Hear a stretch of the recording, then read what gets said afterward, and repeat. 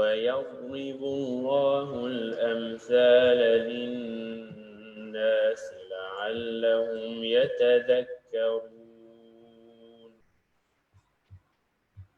ويضرب الله الأمثال للناس لعلهم يتذكرون. بسم الله الرحمن الرحيم. الحمد لله رب العالمين والعاقبة للمتقين والصلاة والسلام على سيدنا محمد وعلى آله وصحبه أجمعين. Assalamu alaikum wa rahmatullahi wa barakatuhu, brothers and sisters. Welcome to another episode of Amthalul Quran, Quranic Parables. Alhamdulillah, alhamdulillah, we are reaching the end of the blessed month of Ramadan. Alhamdulillah, we have been with you from the beginning, where we have taken some wonderful amthals, parables from the Quran. And if you have missed any of the previous episodes, then you can catch up on the Quranic Parables Facebook page, where we have listed all the previous parables. So as usual, we ask you all to share the broadcast with your friends and family.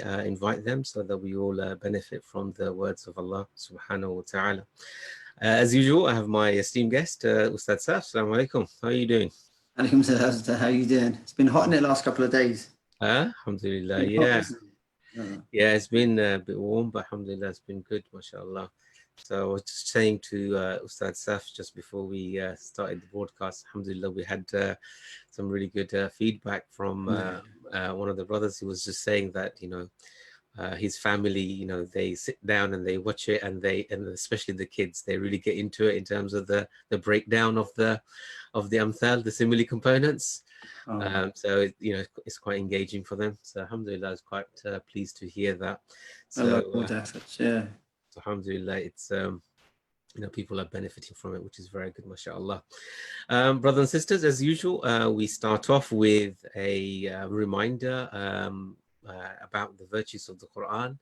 I think Ustad Saf, he has some etiquettes around the Quran today, from the snippets from the introduction of Tafsir al-Qurtubi, which is a wonderful tafsir, and the introduction is superb.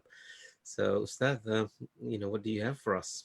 Okay, Bismillah ar-Rahman alhamdulillah wa salatu wa salamu ala rasulillah wa ala alihi wa sahbihi man wala. So this is one of my, Qurtubi is obviously one of my favorite tafsirs as well, but a lot of people sort of skip over the intro and go straight to the tafsir. I guess it's understandable, because you want to get into the meaty sort of the meat of the tafsir and the opinions and things like that. But it's always important to read the muqaddimah of a mufassir's tafsir, because obviously they lay out quite important things on there. And one of the in Al-Jami' al-Ahkam al-Quran of Imam al-Qurtubi, which is the name of his tafsir, rahimahullah, he quotes, incidentally, a mystic, Tirmidhi, Hakim al-Tirmidhi, and the book is Nawadir al-Usul fi Ma'rifati Ahadith al-Rasul, and in it he says there are some inviolabilities. He lists about 37. There are some hurumat regarding the Quran, some inviolable etiquettes when it comes to the Quran. And one of them, he mentions 3, which I'll just quickly go through. He says, وَمِنْ حُرْمَتِهِ أَنْ يَسْتَعْمِلَ فِيهِ ذَهْنُهُ وَفَهْمُهُ حَتَّى يَعْقِلْ مَا يُخَاطَبْ بِهِ. So the first one of the inviolabilities he mentions is that when we're reading the Quran, we have to use our minds, and يَسْتَعْمِلْ فِيهِ ذَهْنَهُ وَفَهْمَهُ. A person must use their mind to understand and comprehend what's being addressed to them by Allah subhanahu wa ta'ala. حَتَّى يَعْقِلَ مَا يُخَاطَبْ بِهِ. So we've got to try and put our efforts to try and understand, what is Allah addressing us with? Is it an ayat of ahkam? Is it a verse to do with like a warning? Whatever it is, we have to employ our intellects, our minds, to try and understand what is it that Allah is addressing us with. Then he says, وَمِنْ حُرْمَتِهِ أَنْ يَقِفْ عَلَى آيَاتِ الْوَعْدِ يَرْغَبُ إِلَى اللَّهِ تَعَالَى وَيَسْأَلُهُ مِنْ فَضْلِهِ. Another thing that we should do, another inviolability of the Quran, another sacred thing regarding the Quran, is that we pause at verses that promises Allah's favor, so that we long for them and ask Allah for his bounty, to grant us his bounties. وأن يقف على آيات الوعيد فيستجير بالله منه. And then we ought to pause at the ayat regarding the punishments of Allah so that we can ask Him to save us from it. Yeah. Remember, to pause means to reflect on these verses when we pause. And then he says, rahimahullah, he quotes, وَمِنْ حُرْمَتِهِ أَن يَقِفْ عَلَى أَمْثَالِهِ فَيَمْتَثِلُهَا. So then he says we ought to pause at the accounts of the amthal. That includes the accounts of the previous peoples, the previous nations, because Allah in His amthal talks about the previous nations, and we've gone through that, alhamdulillah, in this month so far. So we pause at these accounts in order to heed and benefit from them, in order to take example and lessons from them. So that's just 4 out of the 37. And then, subhanAllah, the nice little sort of short sort of etiquettes, how to, when we're approaching the Quran, what to do. It's like a little toolkit reading the Quran. Little checklist, isn't it? Yeah, that's right. SubhanAllah. And I thought, that's just a quick few I thought I'd share. No, that's wonderful. Brilliant. That's really beautiful, mashallah. Really, really beautiful. I mean, at some point, Ustad, I think we should just do maybe, a quick review of maybe many of the, Ummahatul Tafasir. The core major tafsirs, just for our audience. I mean, we mentioned tafsir al-Qurtubi. I think it'll be important. I think so. Maybe some classic ummahat and some sort of contemporary ones. Reviews in terms of what they're about, what their main focuses are. Some people have asked me, who some people haven't heard of Ibn Ashur. I mean, I mean, very. Yeah, it's one of the best. It's one of the best. It's my go-to tafsir, really. Yeah, I think so. It's complicated. I mean, it's a highbrow, high-level tafsir. Yeah. But it's got a lot of balagha points and subtle points as well. Yeah. I remember one of my Arabic teachers once said to me, if you're going to learn Arabic for anything other than the Book of Allah, it's just to learn it for the purpose of reading Ibn Ashur's tafsir. It would be worth it. It would be worth it. It's worth it.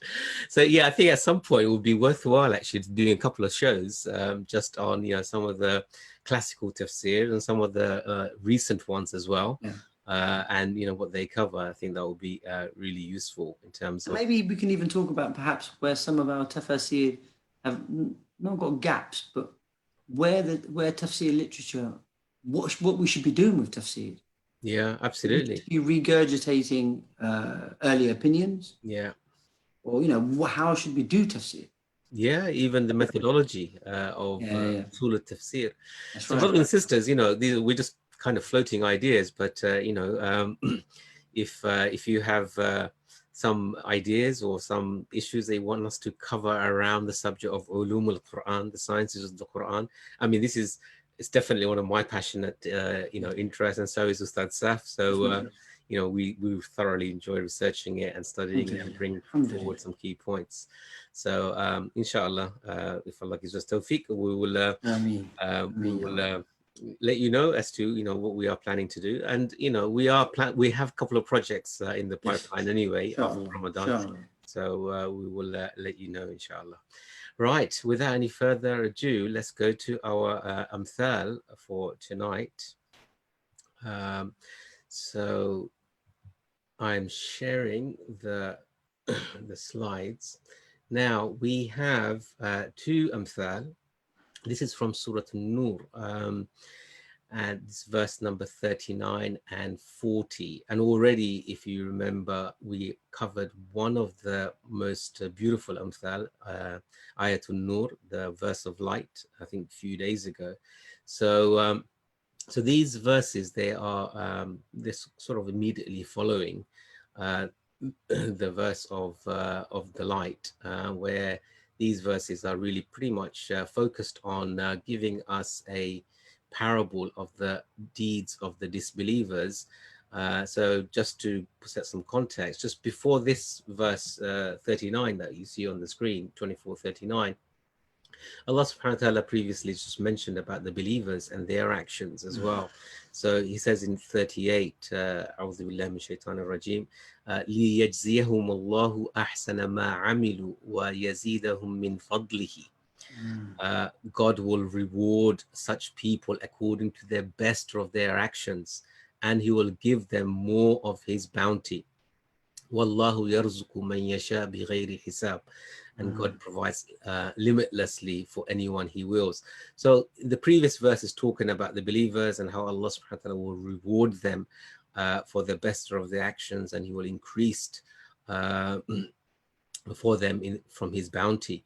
Now, in these two verses, you're going to see the contrast, where Allah subhanahu wa ta'ala is contrasting the actions of the disbelievers and their value and their worth. And these two verses, they're very picturesque. So this episode is going to be slightly longer, but there will be a natural break in the presentation. We'll do one verse at a time. So if you do need to, at some point in the future, needs to pause, then you can pause the first part and then watch the second part. So rather than creating two, part A and part B, we've just decided, for the sake of time, and also we've got a couple of days left, we want to get through a couple of more amthal. This is going to be rather lengthy. So this could be almost, I don't know, 50 minutes, maybe even an hour. Depends, what comes to our minds. As sometimes what you'll find, Ustaz, is that, what we've prepared is something else to sort of pops into your mind as you're going through it. So let's listen to the recitation first, then we'll do a basic translation, and then we'll get to our analysis. والذين كفروا أعمالهم كسراب بقيعة يحسبه الظمآن ماء حتى إذا جاءه لم يجده شيئا ووجد الله عنده فوفاه حسابه والله سريع الحساب أو كظلمات في بحر لجي يغشاه موج من فوقه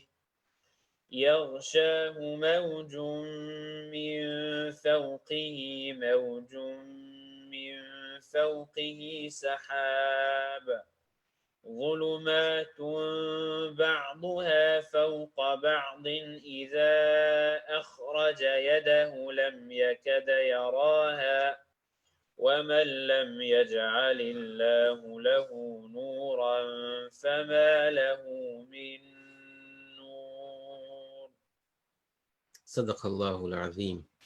So in the translation, but the deeds of those who disbelieve are like a mirage in a desert. The thirsty person thinks there will be water, but when he gets there, he finds only God, who pays him his account in full. God is swift in reckoning.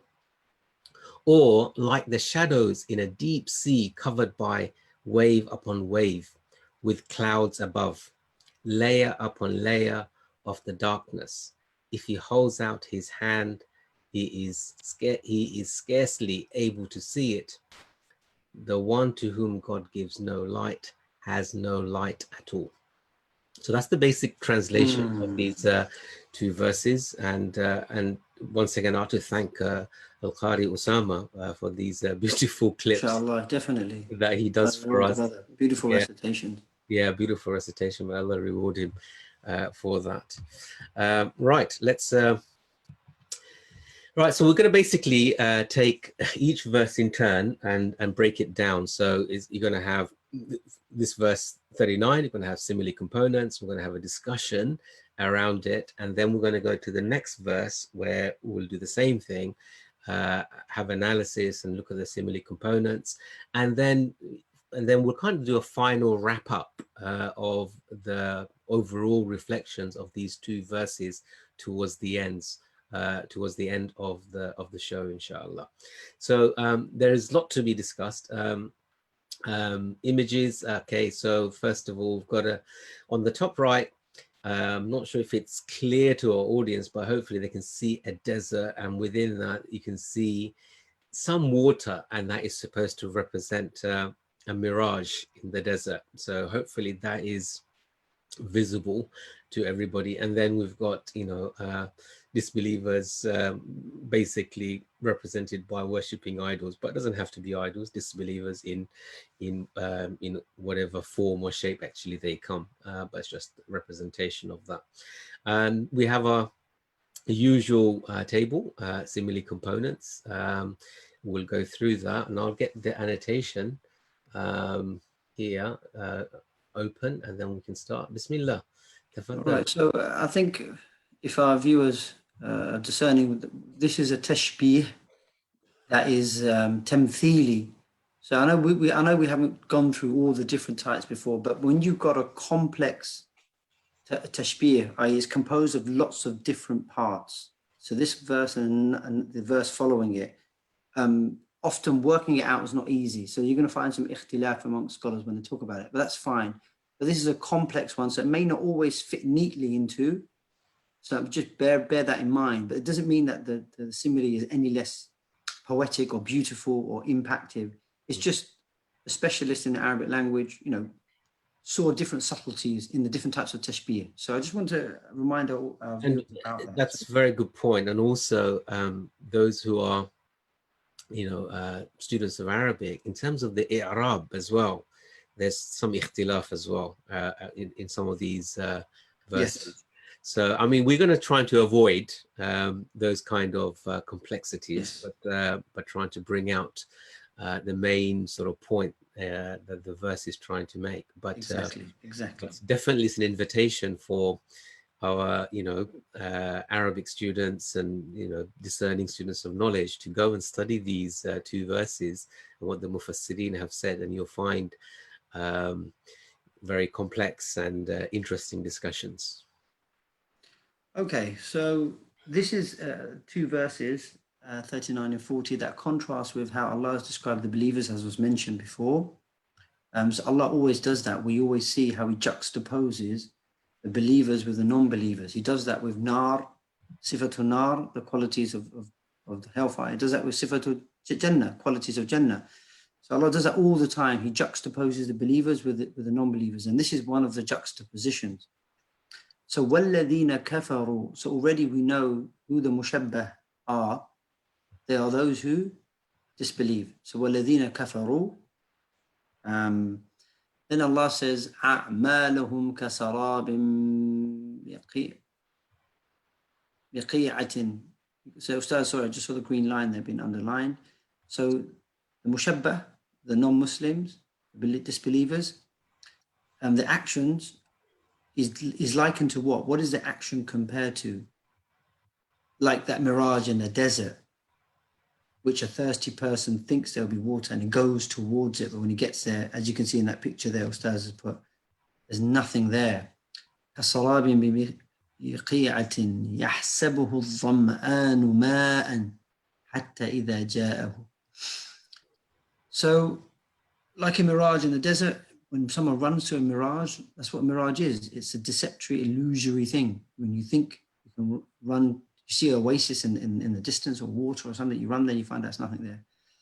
So anyway, so the simile element is the kasarabin. So it's a little red line you might see under the kaf that Ustaz has put there. So وَالَّذِينَ كَفَرُوا. So those who disbelieve, أَعْمَالُهُمْ, the actions are like what? Kasarabin is like a mirage.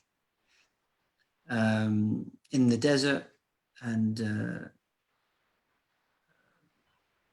the feature, there's a number of features actually that underlie this tashbih. One of it is, a couple of them mentioned there, something being illusory and worthless, something deceiving.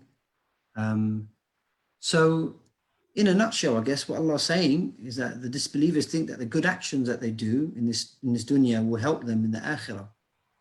But actually, those actions are going to be like a mirage. They can think that that's beneficial, but when that mirage disappears, what's going to be left with is Allah's punishment. So they think that the actions are going to be something that helps them, but the actions are going to be just like a mirage because it's based on kufr. Doesn't matter how good the deed is. And some of you will know we've covered this amthal before in the Quran, but Allah's covered it from a different angle and with another beautiful and poetic simile. So that's the basic sort of outline. Then Allah says, so they have their arms stretched out, thinking that they can find water. وَلَمْ يَجِدُهُ شَيْئًا, but they don't find anything. وَوَجَدَ اللَّهَ عِنْدَهُ, but they find only Allah. وَوَفَّاهُ حِسَابَهُ, then Allah will bring his account. He will recompense them for their actions. وَاللَّهُ سَرِيعُ الْحِسَابِ, and Allah is swift in how he accounts. Okay, so let's try and break down what the meaning of some of the meanings of this verse is. So we've gone through the simile components. Here are some features. Again, وَالَّذِينَ كَفَرُوا, Allah has left it open. He hasn't defined who the believers are. It's not Christians or just Jews. It's any disbeliever. Whatever their actions are, أَعْمَالُهُمْ, again, that's indefinite form. Then Allah says, يَحْسَبُ ظَمْآنُ مَاءً حَتَّى إِذَا جَاءَهُ لَمْ يَجِدْهُ شَيْئًا. Now, some of the Mufassirun say that يَحْسَبُهُ الظَّمْآن, that phrase, the thirsty person thinks, يَحْسَبُهُ الظَّمْآن مَاءً, he thinks there will be water. And this يَحْسَبُ الظَّمْآن, that phrase, it's underlined in green, but Ustad has put it in green there. This is a metaphorical reference. So it's just been highlighted now by Ustad in purple. So this is a metaphorical reference. So the failure and the loss of the disbelievers is compared to a thirsty one who finds nothing when he thought he could see water in the distance. This is called isti'ara musarriha. Don't worry about that. It's just a metaphor that refers to Allah's likening the loss of the disbeliever. Is comparing it to what? A thirsty one who thinks that they think they found water. They're really joyous. They think they found water, but they're deceiving themselves. When they clutch at that mirage, they find out nothing's there. So that's isti'ara. That's a metaphorical reference that Allah's giving us. Like يَحْسَبُ ظَمْآن مَاءً. Think a thirsty person thinks there'll be water, but that phrase is a metaphorical reference comparing their thirst, the thirst of one who thinks that they found water, to one who doesn't find anything. So that's isti'ara. There's another isti'ara, and this is called isti'ara makaniya, or implicit. The first isti'ara I mentioned is an explicit isti'ara because the mushabba bihi is mentioned. So the thing that the action is likened to is mentioned. Lam yajiduhu shay'an. They didn't find anything. So that's. Can you see there's many metaphors within a simile? Can you see? It's a very complex, layered verse. Then we've got another isti'ara, what we call makaniya, or implicit isti'ara, implicit metaphor. And this is where the mushabba bihi is not mentioned. So Allah says, فَوَفَّاهُ حِسَابَهُ. So there's a phrase there in purple, Ustad has underlined. فَوَفَّاهُ حِسَابَهُ. So when the disbelievers think that they found the water to quench their thirst, but really it's a mirage, Allah is referring to their state in Yawm al-Qiyamah when they think their actions are going to save them, but it doesn't. فَوَجَدَ اللَّهُ عِنْدَهُ. But they find only Allah. Actually, it's not Allah who they find. This is a reference to Allah's punishment, actually. So this is another tashbih within a tashbih. It's not Allah who they find, it's Allah's punishment waiting for them. So then Allah says, فَوَفَّاهُ حِسَابَهُ. So Allah's command, or the angels that bring about Allah's command, they carry it out. And that's compared to like an enemy that ambushes. One way to look at it is an enemy that ambushes on Yawm al-Qiyamah. They think they're going to find a reward, but what do they find? Allah's punishment. So that's a metaphorical reference to sort of Allah's command being carried out. So again, this is like an enemy that ambushes someone, yeah? So again, this is another metaphorical reference within a tashbih, within a simile. So already, can you see, within the ayat, we've got lots of different metaphorical components. That's why it's such a layered verse. It's such a complex and layered verse. Another issue is إِذَا أَخْرَجَ يَدَهُ That's the next verse. Oh yeah, okay, yeah, I'll leave that one. Yeah, Yeah. I'll leave that one because that is verse. Yeah. Yeah, it's verse 40. فَوَاللَّهُ سَرِيعُ الْحِسَابِ. I think we Yeah. can Allah talk. Sari'ul Hisab, definitely. Again, Allah's punishment, this could refer to the fact that it's when Allah's matter comes to pass, nothing can stop it. It will just, it's going to pass. Nothing can come in its way. So whenever Allah's decided the punishment is going to happen.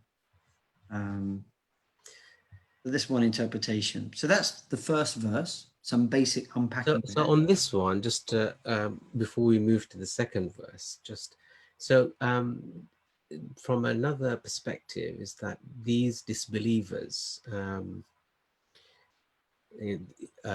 they think what they're doing is good. They think they're doing something good and they're going to get some sort of reward or some sort of attainment as a result of that. And Allah subhanahu wa ta'ala is, you know, elsewhere in the Quran, he addressed the Quraysh as well, saying, أجعلتم سقاية الحج وعمارة المسجد الحرام كمن آمن بالله واليوم الآخر.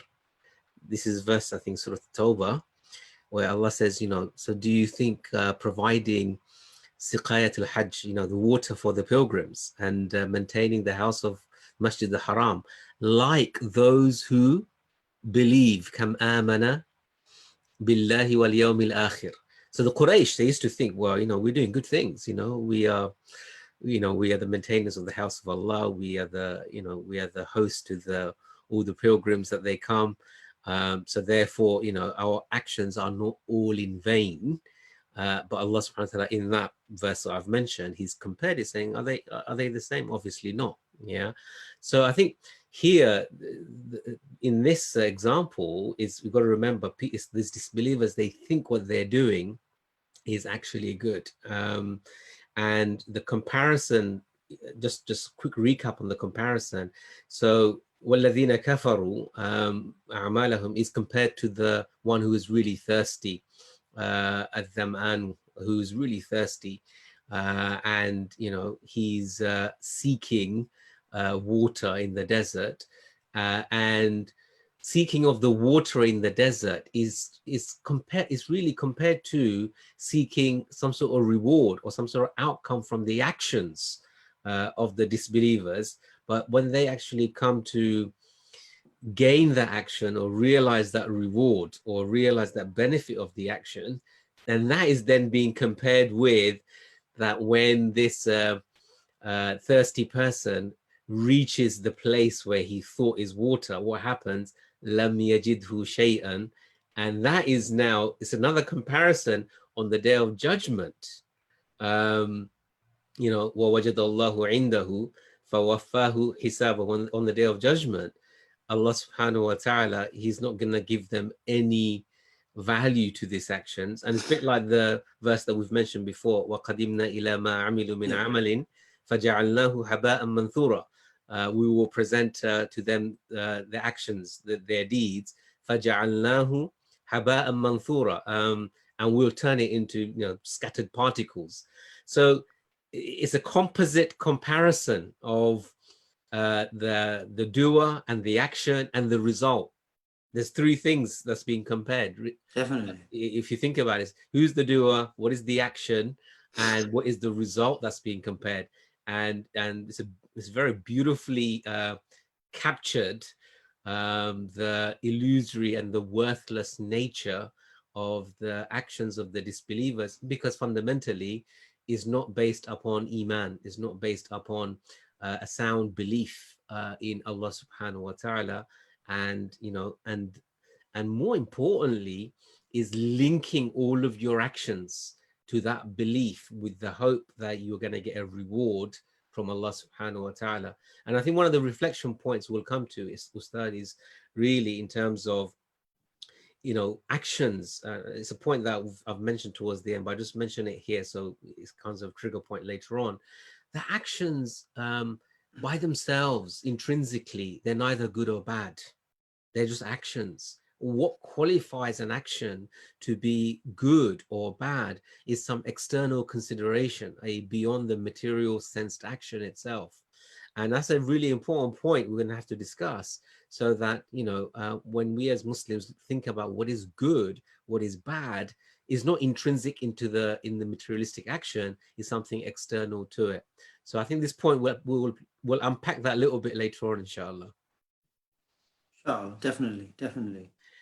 So I think hopefully this, again, you know, this is again very picturesque, you know, parable, really bringing the conceptual matters into the realm of tangible realities. And this is what Amthal is all about, is bringing those conceptual ideas so that everybody can really appreciate it and understand it and come to the conclusion themselves, because the language is, you know, incredible. You know, lam yajidhu shay'an, you get there's nothing there, and already your mind's thinking, at the end of my actions, which I consider to be good, not based on iman, you come to the conclusion that it's useless. So it really is very powerful in that way. Okay, let's go to the next verse, inshallah. Let me just clear this slide. So brothers, I know we've made quite a few points on this, so if you do need to watch it again, just, you know, rewind once this show is finished and just, you know, watch it, inshallah. So let's go to the next slide. Right, so the next slide, we have verse number 40. So Bismillah, let's go through this.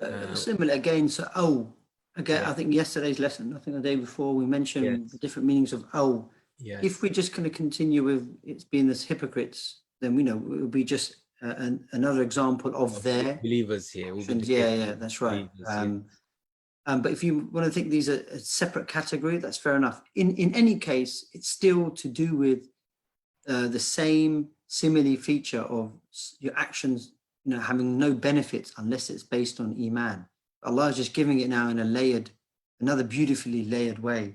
So again, the images, you know, I like my images. So you can see the top right hand. You can see a very violent ocean, waves upon waves. You probably can see a little ship is about to get sunk. So again, it's a very, very vivid image, a very scary image. Definitely. And so again, so the mushabbah we're talking about so it's disbelievers anyway, again, the non-believers. They're the mushabbah. And they are likened to what? They're compared to what? كَظُلُمَاتٍ فِي بَحْرٍ, the darkness, or the deep, the sea when it's covered in darkness. يَغْشَاهُ مَوْجٌ مِّن فَوْقِهِ مَوْجٌ مِّن فَوْقِهِ. SubhanAllah. So covered by wave upon wave. مَوْجٌ مِّن فَوْقِهِ مَوْجٌ مِّن فَوْقِهِ. So the repetition there definitely is to give you a sense of how layered this darkness is and the waves are, you know, how one on top of the other they are, and Allah's reflecting that in the repetition. So then we've got the simile element, كَظُلُمَاتٍ, is highlighted in red there. And then again, similarly, the lack of benefit, the loss, the utter futility in the actions of the non-believer, not because they didn't do it out of good intentions or whatever it might have been, as we said. It's because of they don't have iman. And that's Allah showing you now how, you know, what the consequence of that is in all its vividness. The consequence of the actions that are not based on iman in all its vividness. Then Allah says, Sahabun dhulumatun ba'duha fawqa ba'din. Not only is it like darkness in the deep sea covered upon waves, but with clouds above it, layer upon layer. So what is Allah saying? From above the clouds, layers upon layers of darkness, and below in the sea, layers upon layers of darkness. SubhanAllah. So look at how Allah is He has in the language, Jalla wa ala, trying to give you a sense of the utter, inescapable darkness and futility of escape, you know, from below or from above. Below, because you've got the sea and it's layers upon layers of its waves. Mawjun min fawqihi, mawjun min fawqihi. And then you've got the clouds, and from above, darkness as well. Ba'duha fawqa ba'd. Just imagine just layering after layering after layering. Subhanallah. So Allah says, then there's a mubalagha in this. إِذَا أَخْرَجَ يَدَهُ لَمْ يَكَدْ يَرَاهُ. Of course, if someone in that darkness above and below tries to outstretch their hands, can't see it. Of course, Allah's trying to. So even in that mass of darkness, in this little detail Allah's given us, you try and outstretch your hand. Allah knows in the depth of darkness He's not going to see His hand, but it's to heighten it. It's mubalagha, it's hyperbole. He can't literally see anything because He's in darkness, and Allah focuses in on trying to outstretch your hand. So, وَمَنْ لَمْ يَجْعَلِ اللَّهُ لَهُ نُورًا فَمَا لَهُ مِن نُورٍ. So some of the ulama say that, the nur here refers to either iman, the deen of al-Islam, or al-hidayah. So whoever doesn't Allah grant iman with tawfiq, doesn't give them Islam or doesn't give them guidance, that person nothing can guide them. Nothing can give them iman, nothing can give them guidance. So what was the other point that I wanted to mention? Just slipped my mind about we've got the dhamir. So we've got another table on the screen. You can see where. Yes, I was going to come to that. Which is a similar, but there's something about the dhamir now. Just slipped my mind about the ulama say fawqihi, that dhamir, mawjum min fawqihi. The two dhamir aren't the same. But when I remember it, I'll come back to you. When I remember it, I'll come back. Right. Okay. Okay, but the Ustad, you can see it has put a table there for you, and alhamdulillah, we've tried to tabularize for you many complex comparisons, just so it visualizes it for you. Imam al-Mawardi mentions one. What could this be possibly referring to? Just one interpretation. One of the interpretations is that the dhulumat, aw ka dhulumatin, or the dhulumat in general, sahabun dhulumatun, doesn't matter. The darkness, shadow, refers to shirk, sin, ma'asi, that kind of stuff. That's highlighted in green there. Maybe another color, green on green, is probably a bit difficult to see upstairs, but it doesn't matter. Let me change that. Al-Bahr, the ocean or the sea, that refers to the heart of the disbeliever. The sea that's tossing, it's got waves upon waves. And the layer, the first layer and the second layer, or the different layers, one layer refers to the punishment in this world, whether that's through humiliation or whatever it might be, and a punishment in the akhirah. This is just one interpretation. So dhulumat refers to the shirk and the disobedience and the sin. The bahr refers to the heart of the disbeliever. That's complex, impenetrable, and the layers are referring to the different dimensions of punishment. That's just one possible sort of interpretation of that verse. So you can see how Allah is trying to depict now,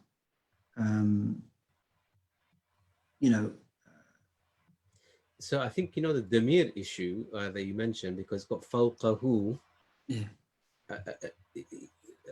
Are these two pronouns referring to punishments? It slipped my mind because I think the dhamir returns back to, and I can't remember what the dhamir a'id, I can't remember which one it was, because they're not the same. Right. Okay. Yeah, but there was a point I wanted to mention, but it's not absolutely irrelevant. It was just a little thing to throw out. When I remember it, I'll come back. أو كظلمات في بحر لجي يغشاه موج من فوقه موج من فوقه سحاب ظلمات بعضها فوق بعض. Look at the rhythm in the verse. Just look at it, the repetition, the rhythm that's given the verse. إذا أخرج يداه لم يكد يراها ومن لم يجعل الله له نورا فما له من نور. Subhanallah. So it's just poetic, isn't it? It's beautiful. Now, isn't that more impactful than just saying, and the kafirun will be in loss? You know, and just like in that simple terms, Allah, look how Allah's building, because these complexities force us to think. Like even Ustad's picture there, you know, with the Black Pearl or whatever boat that's in there. I don't know what boat that is, yeah. But just the picture itself gets you to think, isn't it? Absolutely. I mean, because you can just simply say, if you don't have imani, your action has no value. Yeah. Or you can actually bring a very dramatic real life experience where you are in the middle of the ocean and there's waves upon waves, there's dark clouds and there's darkness upon darkness, to the extent that, you know, your hands, which is very close to you, it's attached to you, you can't even see your own hands, never mind seeing anything else on the ship even. Which really, you know, depicts the issue of actions. They have zero value of any benefit if it is not based upon Iman, if it's not based upon La ilaha illallah. Sorry, just to interrupt you there. The tibaq issue was the other one I want to mention, because you've got dhulumat and nur. Yes. And dhulumat is always in the plural and nur is always in the singular. There's a reason why that is, isn't it? And Mufassiru mentioned that the nur is always from Allah subhanahu wa ta'ala. There's one source for it. There's not lots of imans, or there's not lots of tawheeds. There's one tawheed. There's one hidayah from Allah. But dhulumat comes in lots of different forms. Darknesses comes in lots of different forms. Shirk, kufr, sin, disobedience. Can you see? So, sorry, I interrupted you there. No, that's fine. So that was tibaq. Just for our audience who wanted to know what the issue was, tibaq there. It's a contrast between darkness and light. Subhanallah. There is so much in this. There's so much. Subhanallah, there's so much in this verse. So I think in terms of, again, the message is just another example of the actions of the disbelievers. So brothers and sisters, for this, I mean, there is a lot of linguistic issues in this verse as well. There's one point that I want to kind of mention is this last fragment. وَمَنْ لَمْ يَجْعَلِ اللَّهُ لَهُ نُورًا فَمَا لَهُ مِن نُور. The one to whom Allah, God gives no light, has no light at all. Now, we need to, when we have verses in the Quran which are talking about guidance and misguidance, and this is a very important point, some verses will suggest to you that, you know, that it is Allah who guides and he misguides. And there are some verses will attribute guidance and misguidance to either the person, to the human beings, or to shaitan, or something other than Allah, right? And we need to be able to understand these verses. It's a separate discussion really in terms of hidayah and dalala, but I want to make this point that when we are talking about guidance and misguidance, we don't want to fall into two extremes, in the sense that one is, you know, Allah guides and he misguides, and the human being doesn't have any role whatsoever in terms of guidance or misguidance, right? So it's almost like, you know, there's no accountability. But at the same hand, and on the other hand, yes, human beings, they are responsible for guidance and misguidance, but that guidance and misguidance cannot happen without the tawfiq of Allah subhanahu wa ta'ala, right? So we need to understand this point very well.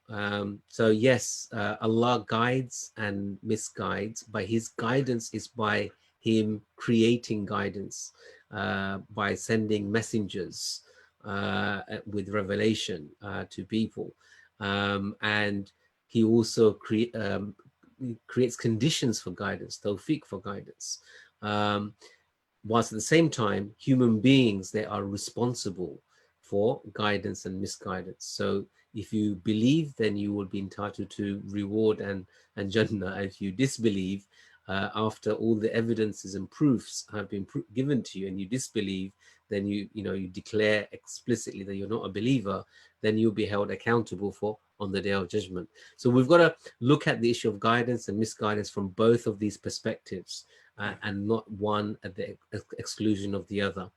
because otherwise we're just going to get a very confused understanding of this very crucial topic.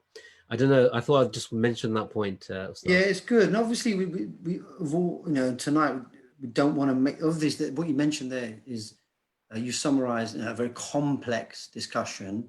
It has its own place, but you're right about that point. Let's not lose the kernel of it, which is Yes. what you mentioned. Yeah, Ustaz, Jazakallah. That's very important, I think. Okay, so in terms of some, I'll stop the screen and so we can see each other. In terms of some reflection points, so some of the key reflection points, which is really coming out of these two beautiful examples, is that point one, I think, is that, and I think you've, the scholars, they've actually mentioned this, that the disbelievers think that the good actions they do in this world will avail them or help them, but in the hereafter, it will be like, you know, a mirage. It would be disappearing, and they will be only met with the serious punishment of Allah subhanahu wa ta'ala, i.e. their actions, no matter how good they think it is, without proper belief in Allah subhanahu wa ta'ala, Day of Judgment, and all that it entails by being a believer, it has very little value. So that's a really important point, which is linking the actions to the Islamic basis. And I think this is a crucial point regarding Islam. Islam is not just a theoretical belief that you just have a set of belief, but these beliefs, they necessitate building your actions upon them. So you find in the Quran that often the phrase, you know, الَّذِينَ آمَنُوا وَعَمِلُوا الصَّالِحَاتِ, you always find these phrases, you know, they believe and they do the righteous actions. So any actions which are not based on the Islamic aqidah, on Iman, it is baseless. It has no basis whatsoever in terms of reward and punishment.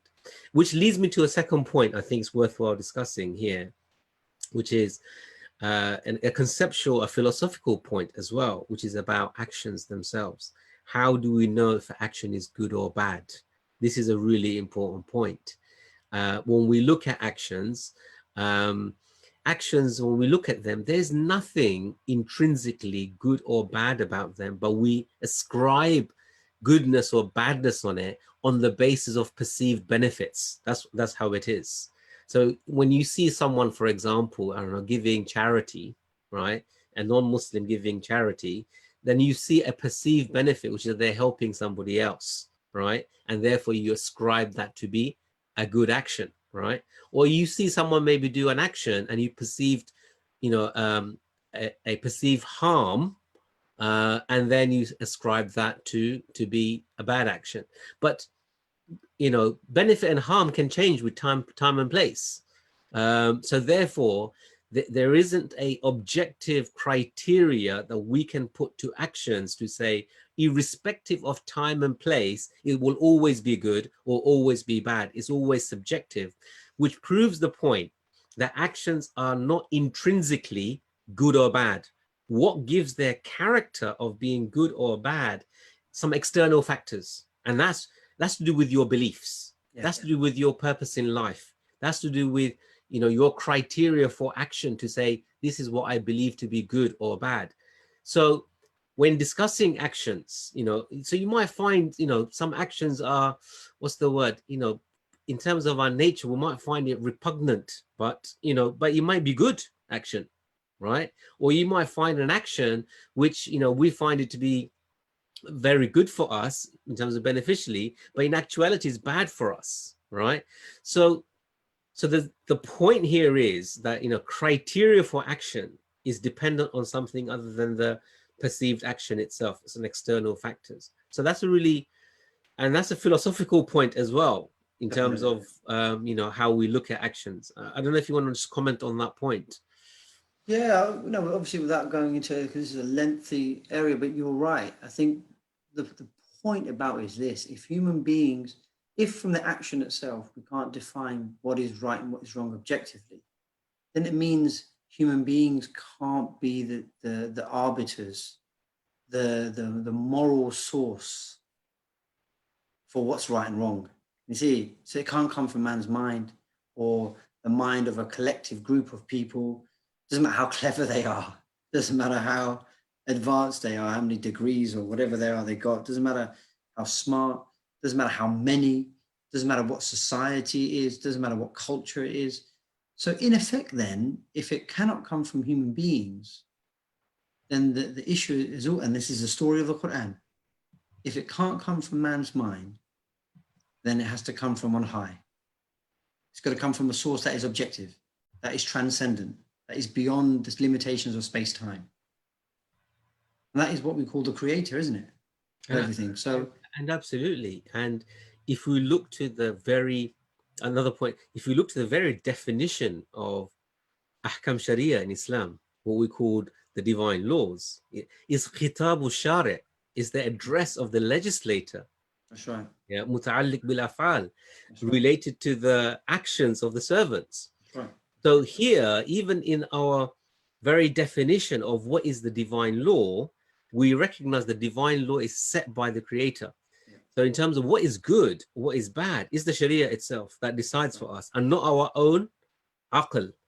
And this is a very important point, especially for Muslims to understand, is that where do we get our morality from? Where do we get our ahkam from? Our laws, you know, what is halal, what is haram?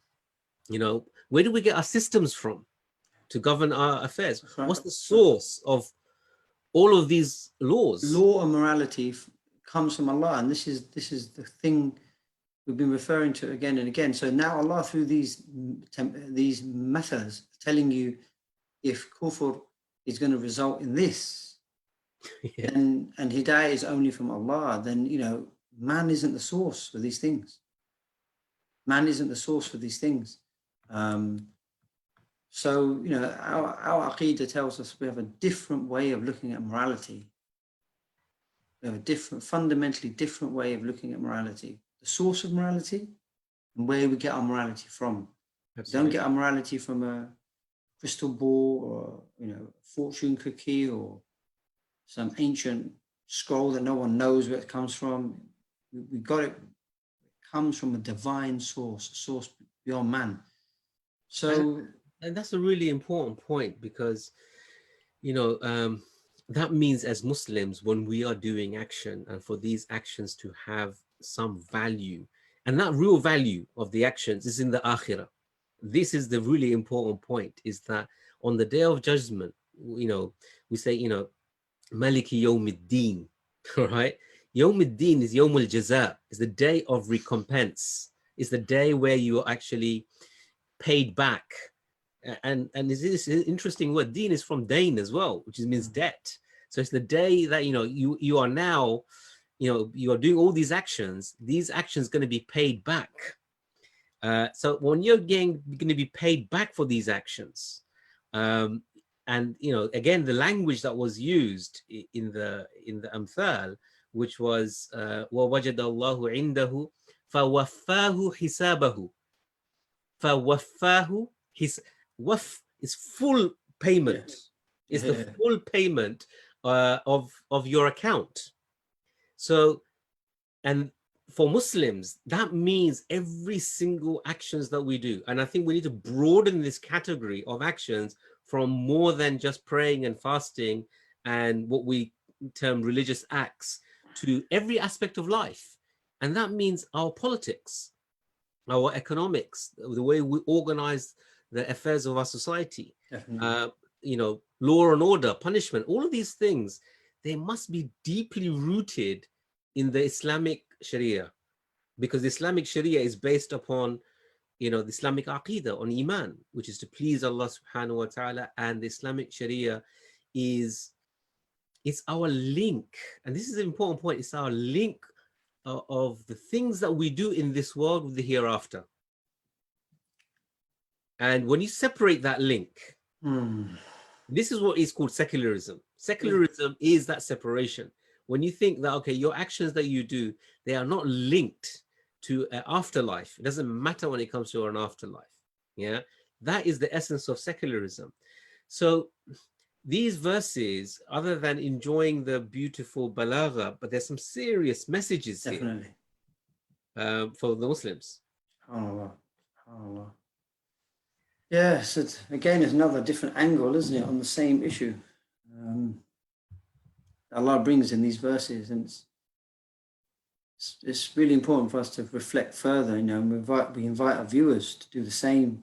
You know, think about these verses, how you think this impacted you, how it relates to you, what you think you've understood from it. You know, put that in the comments, share your ideas, share your thoughts, your reflections. So yeah, we can see the 3 points that you mentioned there, of course, and we've kind of touched on them. You know, that the disbelievers think they're going to do good actions, but it's not going to benefit them in any way. The actions are going to be like mirage on Yawm al-Qiyamah. What we just discussed previously, actions are not intrinsically good or bad. It's decided by what viewpoint you have. In the Islamic basis of actions, it's got to be pleasing to Allah subhanahu wa ta'ala. It's got to be in accordance with His commandments, which is the Sharia. Absolutely. And that, you know, and that's what we just sort of concluded our sort of reflection on. Absolutely. You know, subhanAllah, it's again, there's so much to think about here and to really think deeply about. Absolutely. These verses, they should be life-changing verses, really, in terms of, you know, they are so profound. They shape your worldview and how you should live in this world, not only as an individual, but as a ummah. This is our how we look to the world, how we act in this world.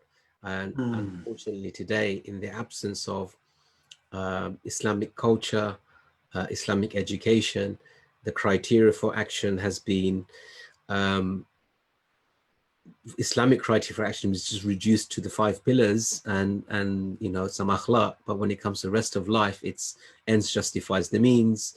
You know, what can ascertain certain benefits and remove certain harms, and all sorts of other criteria exist other than this criteria, which Allah subhanahu wa ta'ala He's, you know, reinforcing these that action without iman is baseless, and he's given us these wonderful amthal to highlight this point.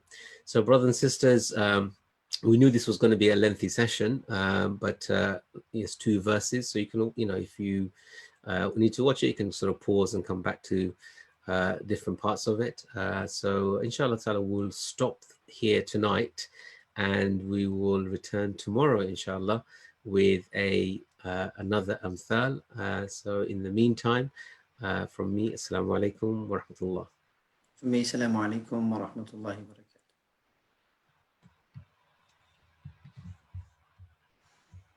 ويضرب الله الأمثال للناس لعلهم يتذكرون